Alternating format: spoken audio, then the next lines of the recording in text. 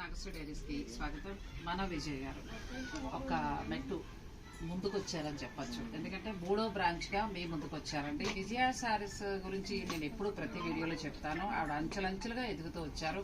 తన సొంత కష్టం ఒక మాటలో చెప్పాలంటే ఒక 25 ఇయర్స్గా ఈ ఫీల్డ్లో ఉన్నారండి. ఈరోజు ఈ మార్కుకి చేరుకోవడం నాకు కూడా చాలా హ్యాపీగా అనిపించింది.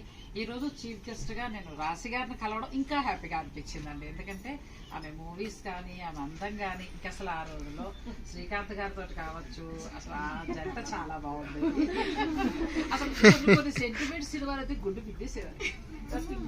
గోకులం సీతలో యాక్టింగ్ ఏంటి అసలు అమ్మా. కానీ చిన్న ఏజ్ లోనే పెద్ద పాత్రలు బాగా చేసేసాను కదా.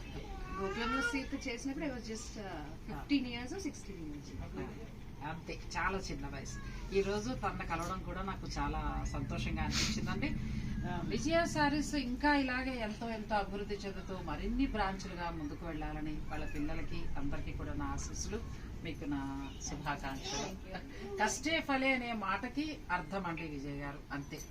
సో మీరందరూ కూడా విషెస్ని తెలియచేయండి.